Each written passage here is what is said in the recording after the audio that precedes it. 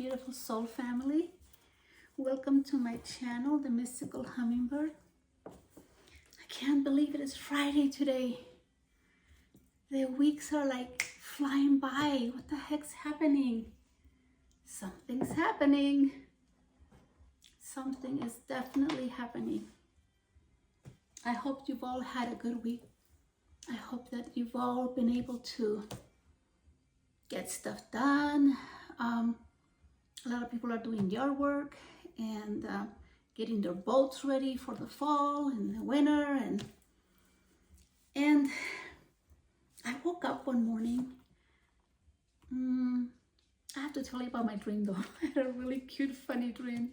And I told my siblings, I told my sisters, and I have funny dreams. And it's really interesting because like if I have carbs and if it's too late at night, I normally have like really heavy dreams that I know that are, they're just dreams. Now, I didn't have any carbs this time, and it happened yesterday. My patient, I put her down for a nap. Like normally I put her down for a nap every day. And I thought, oh, you know what? I'm kind of a little bit, oh, it would be nice to just take a little, cat nap for just a few, like 10, 15 minutes.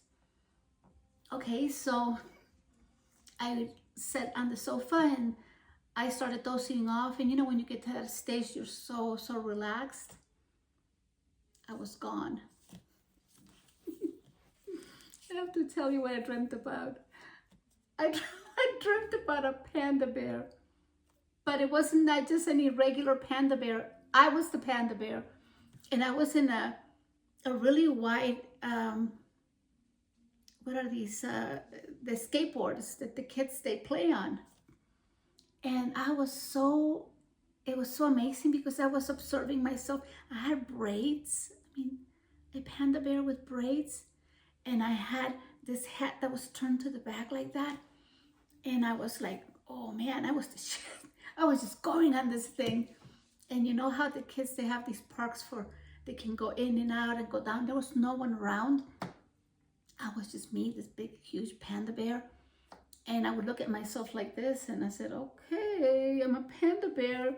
And my feet were huge and all this hair. And I was actually cute for a panda bear, but I was a panda bear. What the hell am I doing in a skateboard? And then I was just going around and around. And anyway, I was a panda bear in this crazy dream. And I woke up when somebody was mowing the lawn, and then it woke me up. Then I thought, okay, I'm back to whatever reality this is. Anyway, but the last little while, I have been, I have so many thoughts because, as I've told you before, I'm a thinker. And I try to understand life. I try to understand myself and everything. And this one morning, a couple of days ago, I woke up and my heart was just filled with gratitude. I was so grateful for this life, for this moment. And I feel like my soul is anchoring itself, like, and I know this sounds strange to say it, but kind of like, when a big boat or a ship anchors itself, they throw all these big, huge chains that are under, and to lever and to make sure that it doesn't go off, and you know what I mean. Well, I feel that I'm anchoring myself in a land of milk and honey. And I say that because when I woke up this one particular morning, I feel that my life is no longer how it used to be. I am no longer the person that I used to be. I've been going through this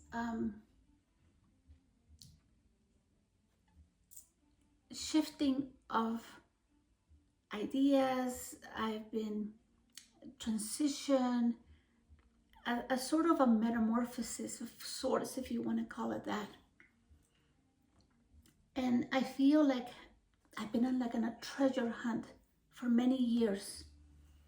And life has been foggy, very foggy at times.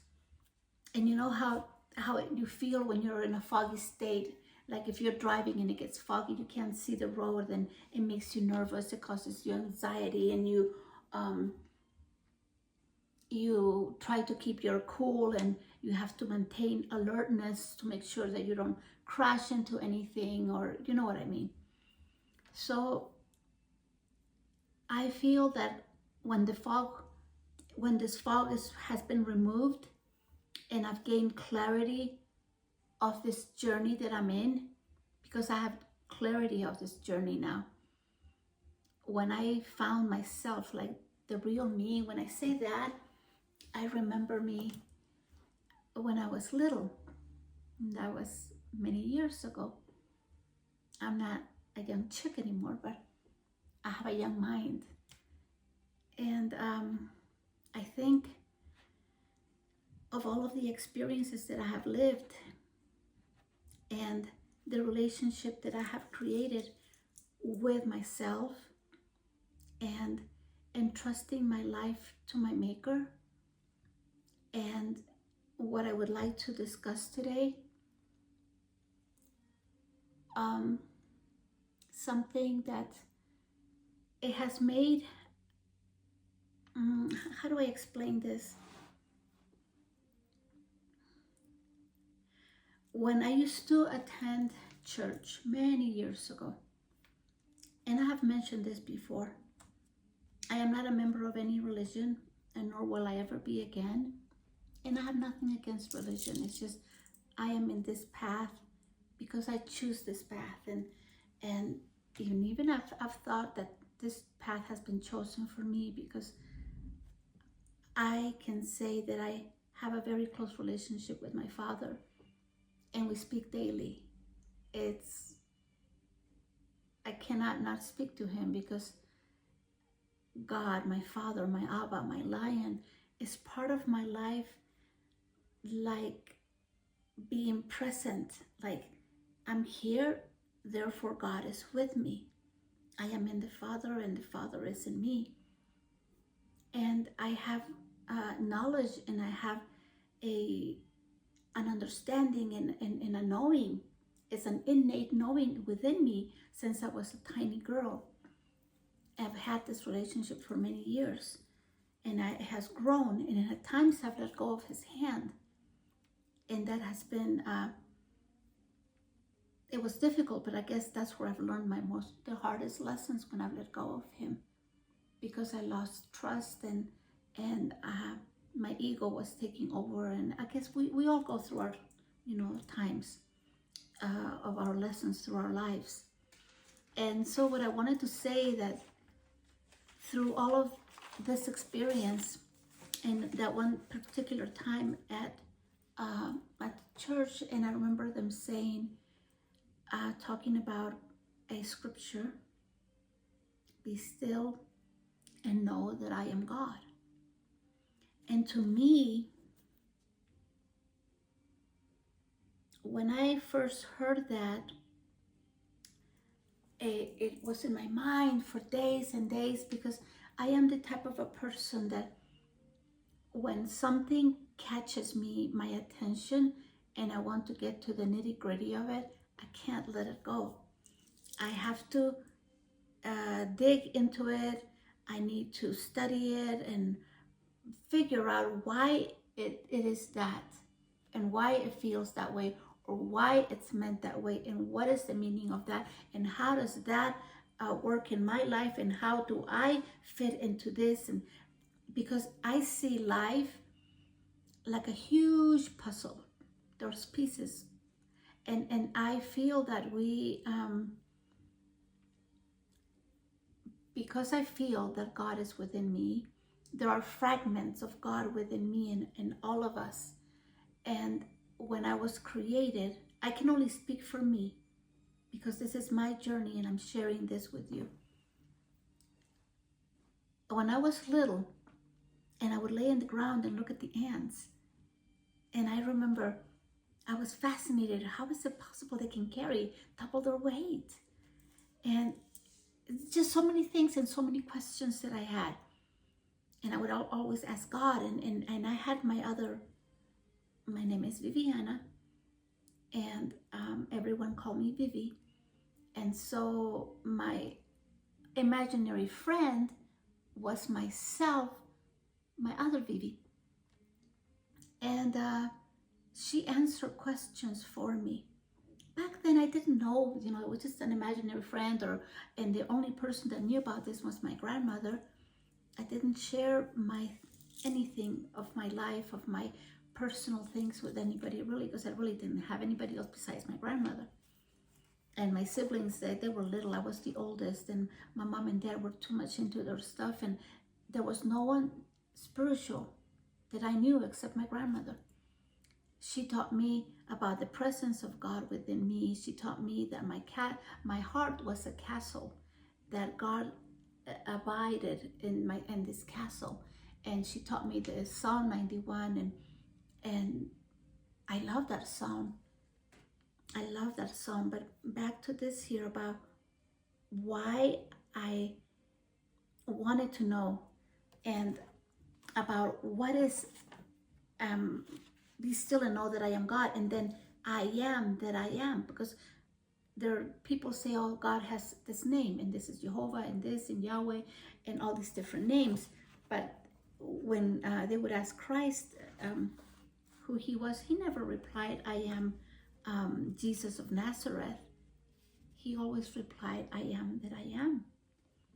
And so I started to do research for myself, because I want to know why it is I am. What is I am that I am? Okay. I started thinking, I am that I am is I am what I choose to experience.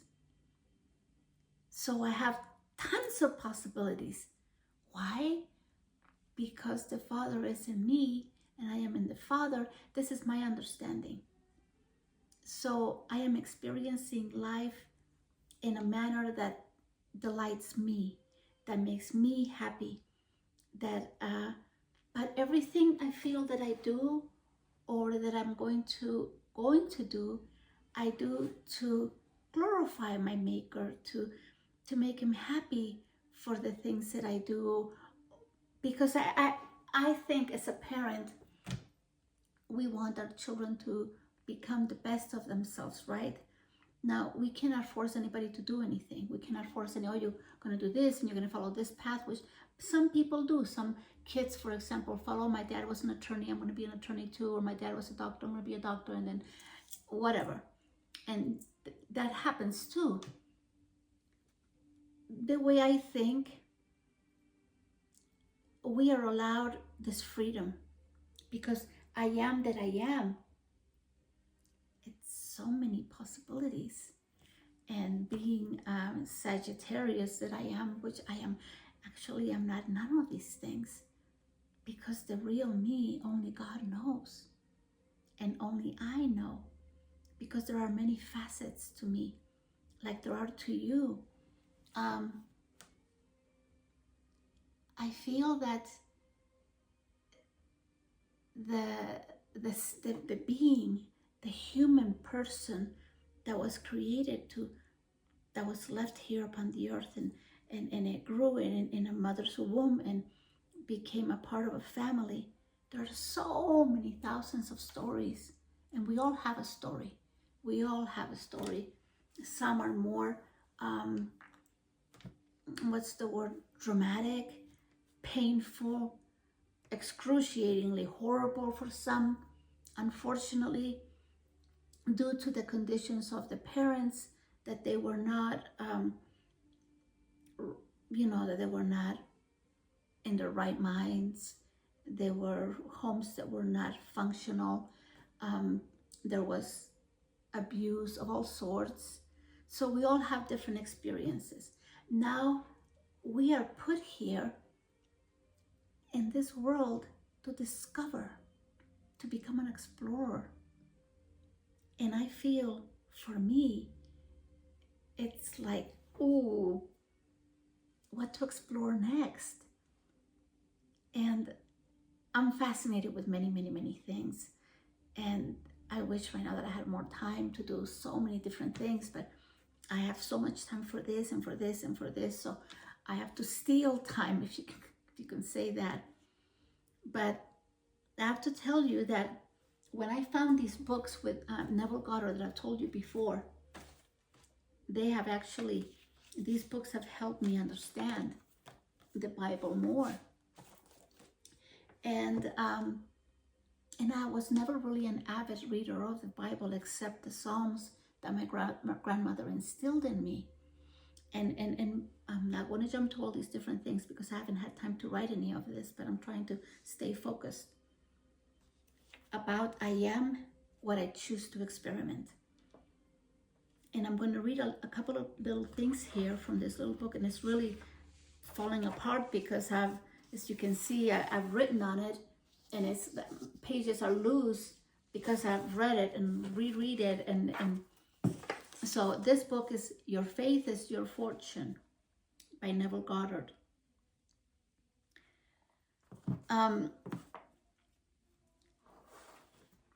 I am giving you my experience of my life, my truth. I am not telling you this is the absolute truth, because each person has to find that for themselves. And I am not an advocate for any religion, but I am an advocate for the spirit, for the self, for that which God created in me. And so I stand in my belief of what makes me happy. And I know what makes my Creator happy because I speak to Him every day. And when I tell you, and I've said it before, I speak to God like I speak to anyone. Sometimes I'm laughing with Him.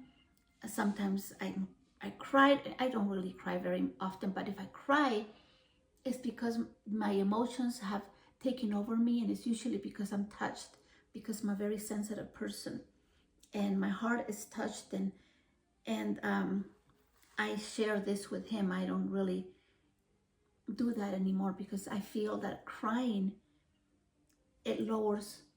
Okay, I'm not going to say crying is wrong, because it's good to cry because it releases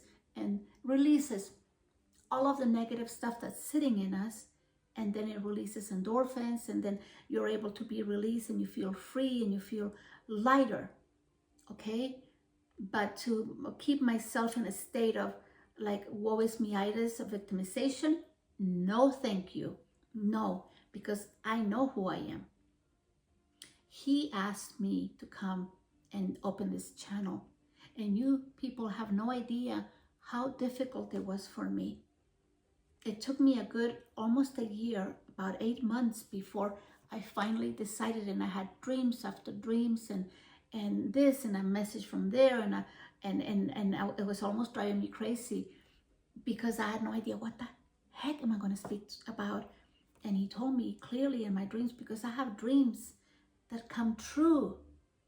I saw myself in a dream speaking here, outside, and speaking and sharing, because He asked me, I want people to know how He works with me in my life, how I've created a relationship with Him. Well, my relationship has been since I was a little girl, since I was like tiny. And at times I did leave Him. I did not continue my path with Him because I was angry at Him in some occasions.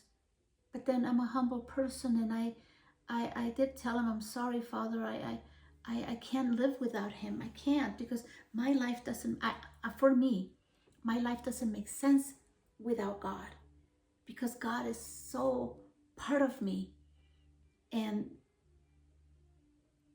like when I picked up transcendental meditation many years ago, I didn't know that I was meditating, because when I pray and then I would be still, like back to the scripture, be still and know that I am God. That's how I found out that by being still, I'm being shown that I am that He is. for my Creator created me. And this is for me. Not everyone believes that, but I believe this. The principle of truth. Okay, like I've told you before, it's Neville Goddard writing, and I am sharing something that I accept for myself and that it works for me. In John 8:32, it says, "Ye shall know the truth, and the truth shall make you free." Now that can be any truth. Your truth is your truth, your understanding, because we are all in different levels of consciousness, of understanding. Some are higher. I'm not saying that some people are better than others. No, it all comes from what is the innate feeling of your soul, what guides you, what moves you, what triggers you to be who you are.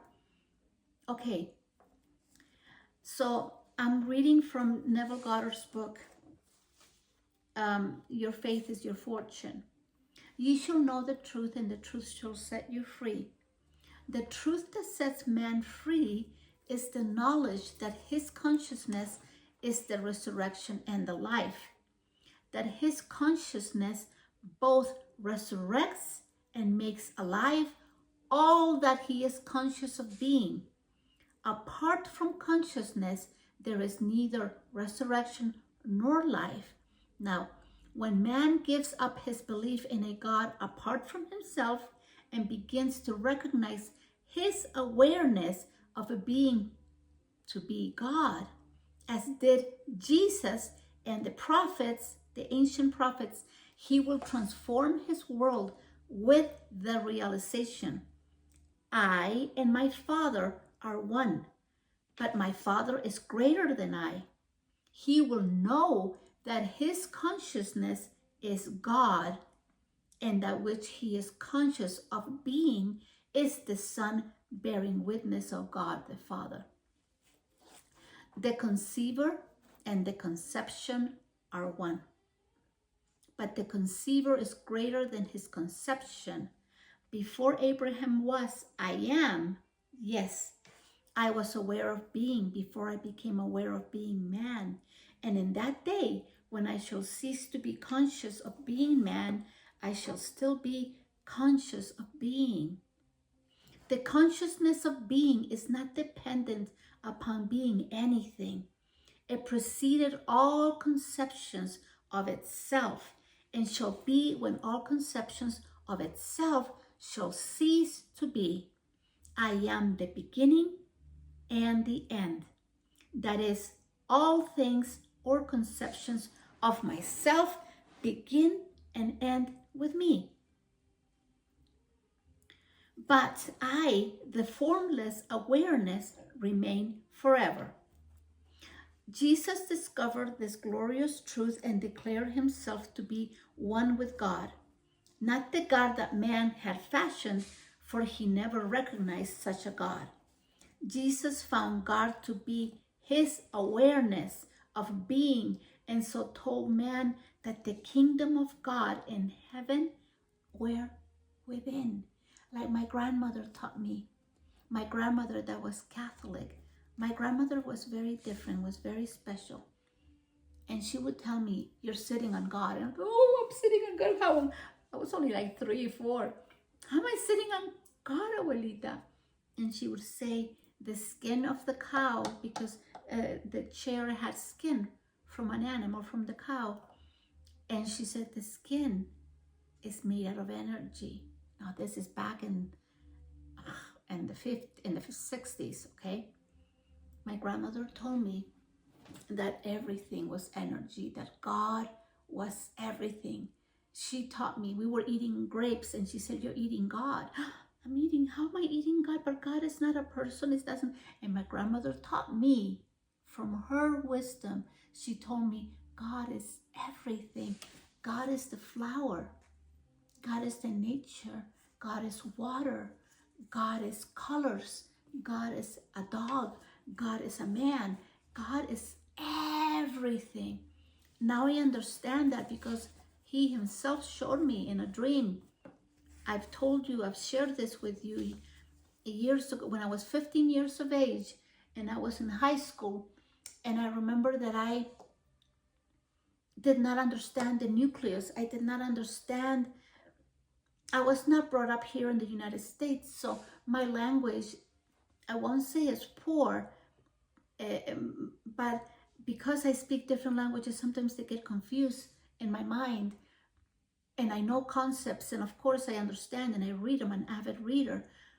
But I have to tell you, it was difficult for me to understand some things, okay? And so when God told me, don't worry about anything, he showed me in the atom broke in half, and then the nucleus, the center of the atom, which is the nucleus, he told me it's love. And therefore, everything is made with this energy called love. I am love. We are all love. I don't like to throw away the old roses, so I take them and dry them and put them like this in a platter, and I can smell them. And sometimes I put rose oils, and then I can smell the roses still. And then when I get tired of them, then I get rid of them and I put them in the garden. But everything is God. Everything is the Creator. And I'm telling you, one time I was having this delicious platter that someone had prepared for me with the mangoes and the lime juice. That's the first time I had eaten them like that. And I like to relish things. I like to, when I eat something, I like to be in the moment. I like to live like I am with you this moment. This is all it is right here. Excuse me, I gotta get some water.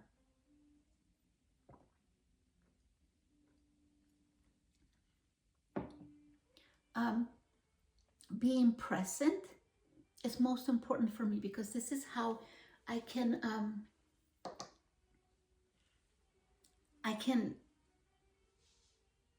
experience life with gusto, and I can get things, I can get more out of life, more out of the day. Like people say, no, it's just a day, whatever, what you do today.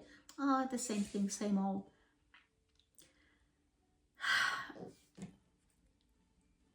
In my mind, because I live a lot in my mind, I have much gratefulness. I have this gratitude for living, for the mere fact of breath. I wake up in the morning and I'm, what are we gonna do now? And I normally wake up between 3 and 4. And sometimes if I go to bed really late, then I'll sleep through and I'll have to wake up around 6 to get ready for the day and all that. But I'm excited for life. And like I've told you before, I love nature, plants and flowers. And it's like I cannot be without them. I feel like naked if I don't have flowers around me. And they have a special energy because they come from a special garden, the garden of heaven, of the heavens.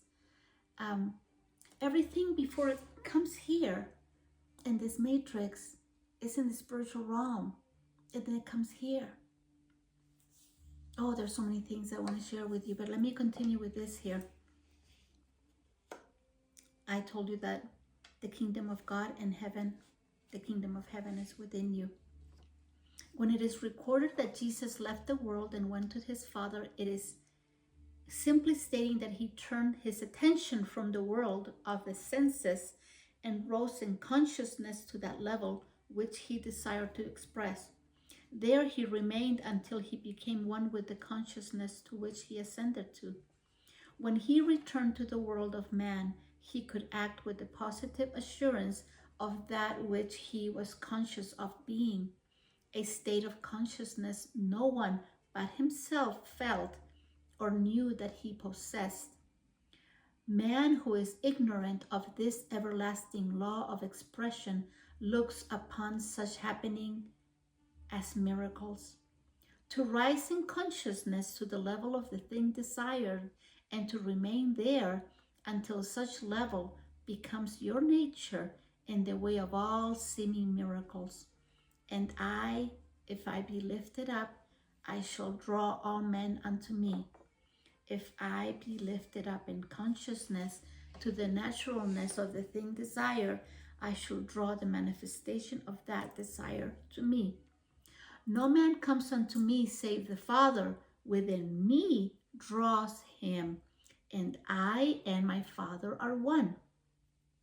My consciousness is the Father who draws the manifestation of life to me. The nature of the manifestation is determined by the state of consciousness in which I dwell. I am always drawing into my world that which I am conscious of being. If you are dissatisfied with your present expression of life, this is really key. Then you must be born again. You think, how can that be? Rebirth is the dropping of that level with which you are dissatisfied and rising to that level of consciousness which you desire to express and possess. You cannot serve two masters or opposing states of consciousness at the same time. Taking your attention from one state and placing it upon the other, you die to the one from which you have taken it, and you live and express the one with which you are united. Man cannot see how it would be possible to express that which he desires to be by so simple a law as acquiring the consciousness of the thing desired. I wrote a little note in here. How to acquire the consciousness of the thing desired. I'll get to that in a minute. Man cannot see how it would be possible to express that which he desires to be by so simple a law as acquiring the consciousness of the thing desired. Okay, I'll read that again. The reason for this lack of faith on the part of man is that he looks at the desired state through the consciousness of his present limitations. Therefore, he naturally sees it as impossible of accomplishment. One of the first things man must realize is that it is impossible in dealing with the spiritual law of consciousness to put new wine into old bottles or new patches on old garments. That is, you cannot take any part of the present consciousness into the new state. For the state sought is complete in itself and needs no patching. Every level of consciousness automatically expresses itself. To rise to the level of any state is to automatically become that state in expression. But in order to rise to the level that you are not now expressing, you must completely drop the consciousness with which you are now identified. Until your present consciousness is dropped, you will not be able to rise to another level. Do not be dismayed. This letting go of your present identity is not as difficult as it might appear to be. The invitation of the scriptures to be absent from the body and be present with the Lord is not given to a select few. It is a sweeping call to all mankind. The body from which you are invited to escape is your present conception of yourself with all of its limitations, while the Lord with whom you are to be present is your awareness of being. Yes. To accomplish the seemingly impossible feat, you take your attention away from your problem and place it upon just being. You say silently but feelingly, I am. Do not condition this awareness, but continue declaring quietly, I am. I said this in a month, maybe 2 months, every day. I was in the bathroom, I had a patient in front of me, I was doing paperwork, I was in the computer, and my mind repeated over and over, I am. I wanted to understand, I am. And for me to understand things, I repeat them. Now I understand, yes, when we do that, we create new neurons in our brain, and it helps us to create new pathways so that we can create new states of consciousness. And when it's just like I've told you before, you want to create a new garden and you have a whole bunch of weeds. Remove the old weeds, remove them and get your soil beautiful, get some fresh soil, remove everything, go deep down and dig out all the old roots of all the old stuff. So, yes.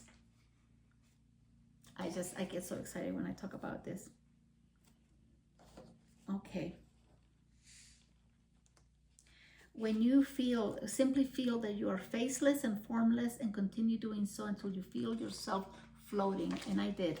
I have a lot of like different dreams, and floating is a psychological state which completely denies the physical.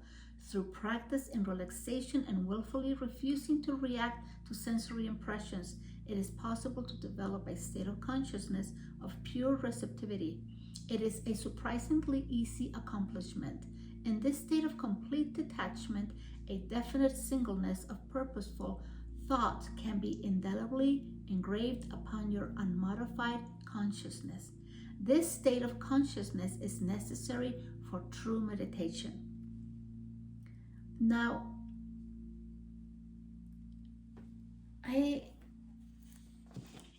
the presence of God that I am, it can sound that is so like intricate and so many, it can sound difficult to how we're going to attain that kind of mindset and consciousness and understand this.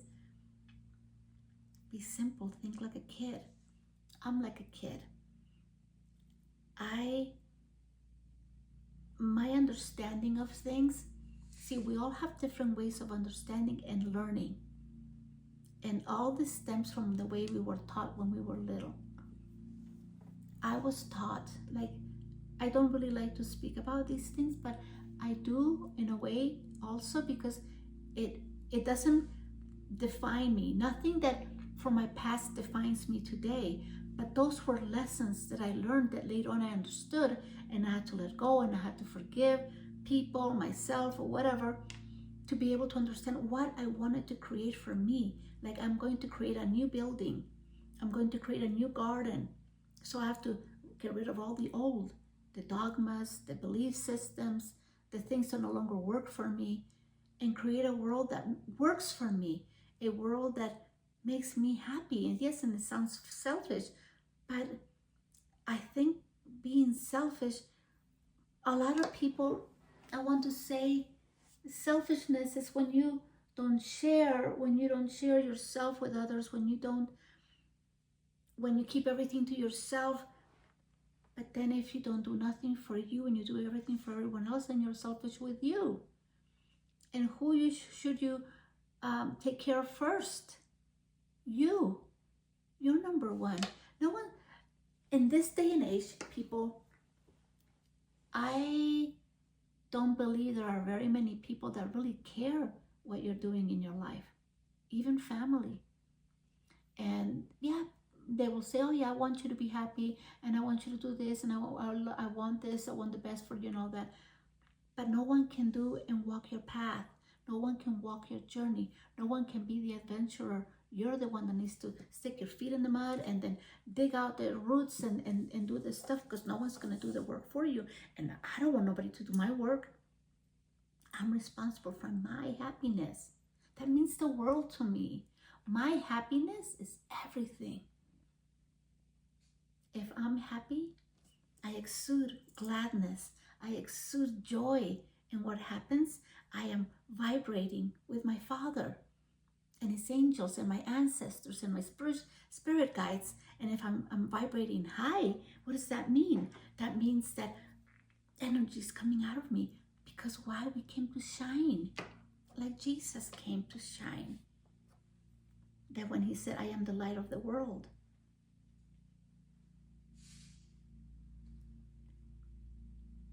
We need to come to the realization that that I am the light of the world.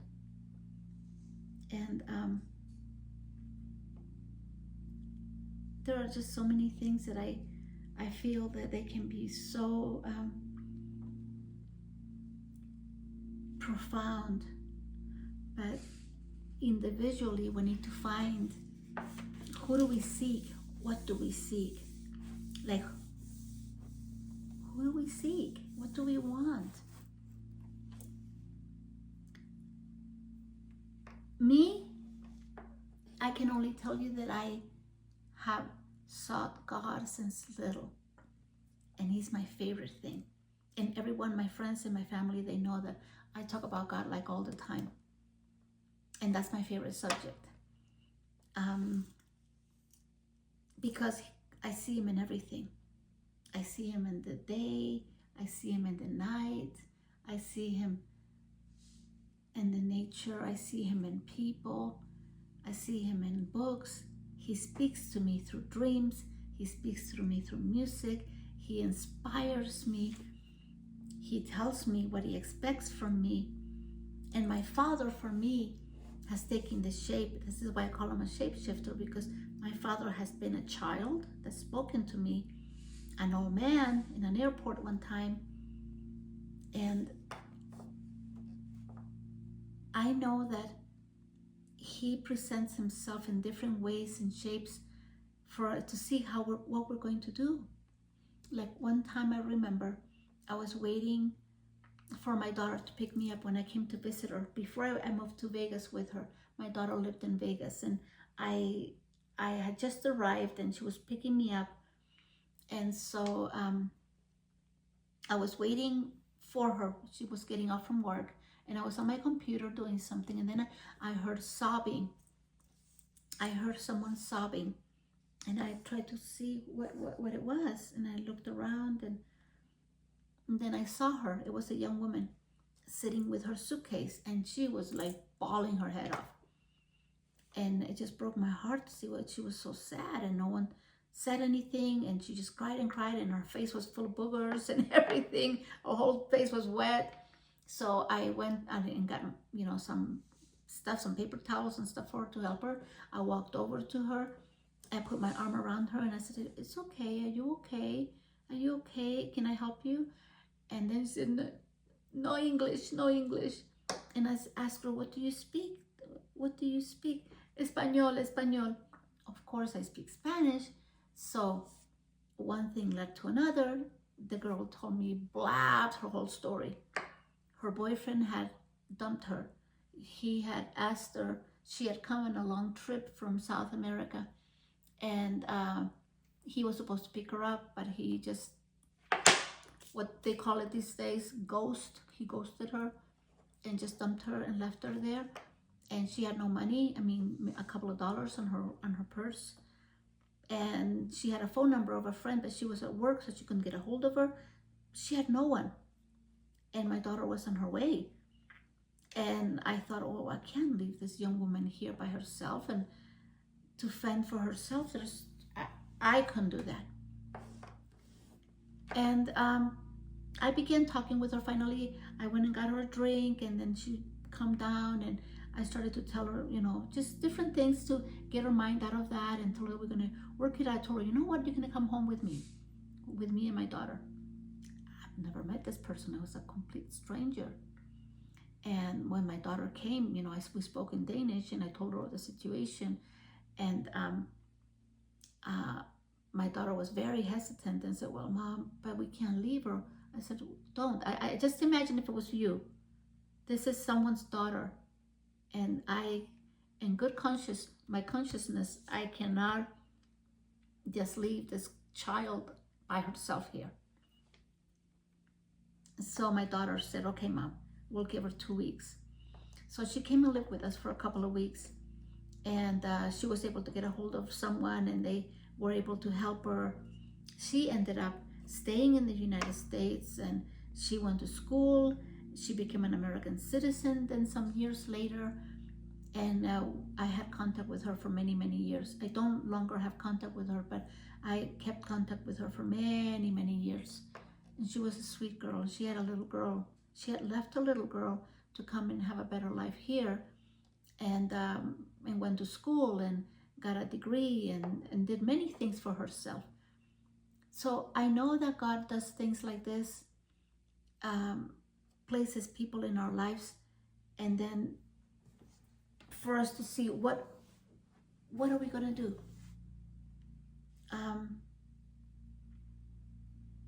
And I think about the presence of God that I am. This is all what we are, all of us.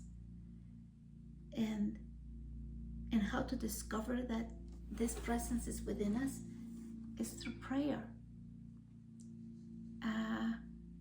And do introspection and speak to God. And if you don't have a relationship with God, talk to Him like I'm talking to you.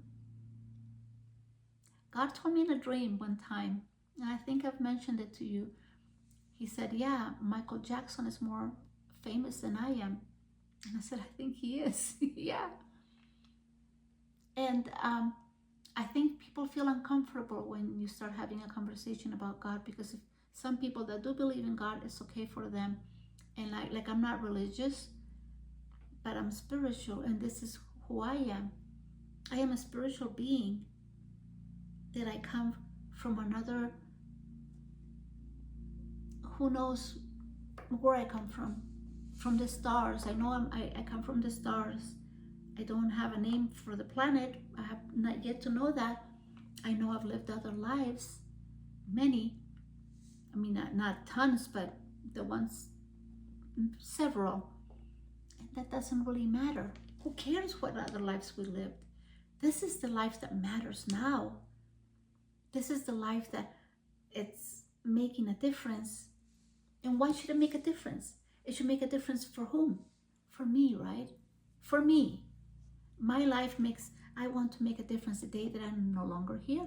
I want to have left some seeds of some kind with great foundations to help people, to help discover themselves, and to find God within them.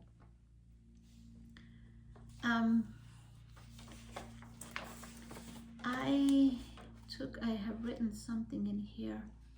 Let's see, I took a note. Hold on a minute. Because I think I put it on another, let's see, hold on a minute. It was about the power of awareness, because this is how I think back of my life when I was little. I've always been aware. So I think I was born like that, because we're all born with different gifts. And I think I've been gifted a spiritual mind, because I'm a very deep person. I don't just settle for what I'm told. This is this and this and that, and this is this way. For me, things have to make sense, and I have to indicate and discover why they are why they are. That's me. And I'm very persistent, and I bug him all the time. I say, well, what about this, and what about this, and what about this, and tell me about this, and what am I now gonna do? And because many things I know already that are happening in my life that are coming true, because I have dreams, and I cannot divulge these things, but I know, and everything is going to plan, and so I'm just happy. And I was going to talk to you about this here. Let's see here, about ask and it shall be given unto you. And he said unto them, which of you shall have a friend, and shall go unto him at midnight, and say unto him, Friend, lend me 3 loaves, for a friend of mine in his journey is come to me, and I have nothing to set before him. And he from within shall answer and say, Trouble me not. The door is now shut, and my children are with me in bed. I cannot rise and give thee. I say unto you, though he will not rise and give him, because he is his friend, yet because of his importunity, he will rise and give him as many as he needeth. And I say unto you, ask, and it shall be given you. Seek, and ye shall find. Knock, and it shall be opened unto you. This is in Luke 11:5-9. There are 3 principal characters in this quotation: you and the 2 friends mentioned. The first friend is a desire state of consciousness. The second friend is a desire seeking fulfillment. 3 is the symbol of wholeness, completion. Loaves symbolize substance. The shut door symbolizes the senses, which separate the seen from the unseen. Children in bed means ideas that are dormant. Inability to rise means a desired state of consciousness cannot rise to you. You must rise to it. Importunity means demanding persistency, a kind of brazen impudence. Ask, seek and knock mean assuming the consciousness of already having what you desire in your hand. Thus, the scriptures tell you that you must persist in rising to assuming the consciousness of your wish already being fulfilled. The promise is definite that if you are shameless in your impudence in assuming that you already have that which your senses deny, it shall be given unto you, your desire shall be attained. The Bible teaches the necessity of persistence by the use of many stories. There are many, many wonderful stories in here. And I do like how Neville Goddard, he explains many of the things, and how when you ask something so simple, like a child will ask, Mom, can you buy me this, or can you get me that? And most parents, they will say yes to their children, right? Now the kid, once you told him yes, he's not going to ask you every 5 minutes, oh, when are you going to get it? When are you going to get it? Well, some kids do that, but not all kids. And this is when you create a trusting relationship, a relationship of trust. Like when I don't ask my father actually nothing, because when there's something that I desire, that I want to experience, it's kind of like when you go to a store and you say, okay, let's say I'm at the shop with the flower shop, and I look and I just point, those are mine. I buy them, right? Okay, so in my mind is a garden, and I have a store that's limitless. And you know how I love, like I told you, I love the Psalms. And the one that Psalm 23, I'm thinking in English now because I have to translate it from Spanish. I know that one in Spanish so well. The Lord is my shepherd, I shall not want. So if the Lord is my shepherd, right? If he's my shepherd, I'm his little, cute little lamb, I shall not want anything. Why? Because he's my shepherd. The Lord is my shepherd. Jehovah is my shepherd. And so what happens with me, I enjoy that in my mind, in my intimacy with him, where it's mine, and I'm grateful. And I've acquired many things like that, especially the last couple of years. And I'm not just talking about things. For me, it's very, very important to understand and receive wisdom so that I can walk righteously before him in this life, and share with the world how he walks with me, how he treats me. My father, he is in the television many times, in a book, I've told you before, in music, he sends me messages, and through dreams, he sends me messages. I am never without him. Never, ever. I feel very blessed and very, what's the word? More than blessed. It's a privilege. For me, I'm a child of God. I am a child of the Creator. He created me. Eons and eons and eons. I'm an ancient soul. I know this. And I am here to express my soul and what's in my soul, love. And if some people don't understand that, or they don't understand me, there's nothing I can do about that, and it's okay, because we all have to be entitled to live our own truth, respecting each other and loving each other regardless.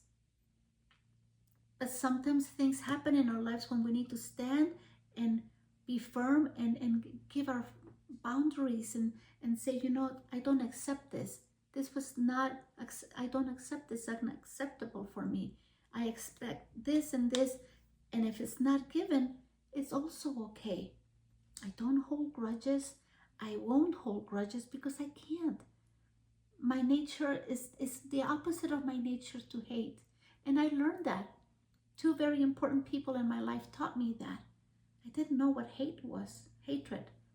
And when I learned of it, I decided, do I want to keep that in my heart, in my spirit? It's detrimental to my thought process of how I am, how I see life, how I see myself. So to keep a feeling of hatred, that emotion that is so ugly, and the anger of it, I used it, I transmuted it, and I didn't even know that I was doing it. But the way that I did is changed my life. And those people and whoever the others, they were catalysts. They were the catalyst of my awakening. And I am grateful. I'm grateful for all the experiences, the bittersweet, the beautiful, the sad. And I'm telling you, life is precious. There is nothing more sublime than to have breath. Just for the fact of having breath. And don't worry where your next meal is coming from, how you're going to cover your rent or your house or whatever. There is a God that created you. He is most magnanimous. He is the most loving being that was ever created. God has always been and will always be. And I keep on asking him, well, can you explain to me how this works? I'm still waiting. And I'm always waiting on him, on his divine timing. And it's always perfect. And I'm telling you, whenever I've told you before, I have my little patient and now I'm getting to Costco or Sam's Club or wherever we need to go. Right before I enter the place, Father, thank you for the perfect parking. And as I'm driving, the person is leaving and I can enter and then take the wheelchair and everything else. And everybody is so kind and God is in everything in my life. He is in my food. He is in my chocolate. He is in the air I breathe and the water I drink. He is in my thoughts. He is in the music I hear. He wakes me up. The birds wake me up with the sound of him. He's in my dreams, in the dreams that I create with him. There are many things that haven't happened yet in my life that I'm waiting and looking forward to it because I know it's what's coming. Like the day he told me one day, I had the dream with him, and my boss walks in and she tells me, Vivi, we have they had to change the program with the Baby to Baby program, and my boss offered me severance pay, and they were going to find me either that or take the job or whatever. Everything that happened on that dream, it happened the following day. Like it has happened in many occasions and many things. I was told, I was shown when I wasn't shown the divorce part, but God told me, he showed me that that person was no longer for me. But I fought and fought and fought and fought. So I hurt myself. And once I realized it, when I realized that the truth, because you go inside, and when you have a best friend, you're confident. God is my confidant. I told him everything. We laugh together. And sometimes I cry. I cry for the condition of the world. Sometimes the condition of my family. Not cry in a way that, I'm heartbroken and destroyed. No, I don't do that anymore. But I share with him everything. I've never been lonely. I don't get lonely because God is with me always. And I am grateful for being alive. I'm grateful for being here. I'm grateful for this little channel. They only have very few subscribers, and it's okay. It's all okay. I'm grateful for all of you that have signed up and those that continue watching. If there's anything here that it can help you, just know that you're loved. Love yourselves. Love yourselves and do things for you. Do things for you that pick up a new hobby. Make your soul happy. Have a soul expression. If you want dancing, I adore dancing. Adore to dance. I want to learn this different, there's many things that I'm going to do in the near future. But soul expression is so important, because that's when you give yourself, you honor who you are. You honor the God that made you. And you see life differently. You love people differently. And if people don't understand you, it's okay too. You don't need to have validation from anyone. As long as you validate yourself, fill your cup, fill it to the rim with love for you. And don't jump from one relationship to the other. Heal from stuff. Heal. Give love to your heart. And go through the things and walk with God. Walk by the hand. And the Lord is always with us. Always with us. He's our best friend. And I can tell you, I can talk for hours and hours about him. And I have so many, I'm telling you, I have almost hundreds of experiences. Like the years passed and things have happened and continue to happen. And he touches my heart one way and he tells me things. And I'm no different than you. But I know that God loves me, and I know that I'm a daughter of the Creator of the heavens and of the universes, because there are many universes, there are many realms. Well, saying this, I wish you all a beautiful, beautiful weekend. I hope that you do lots of fun things, eat lots of good chocolates,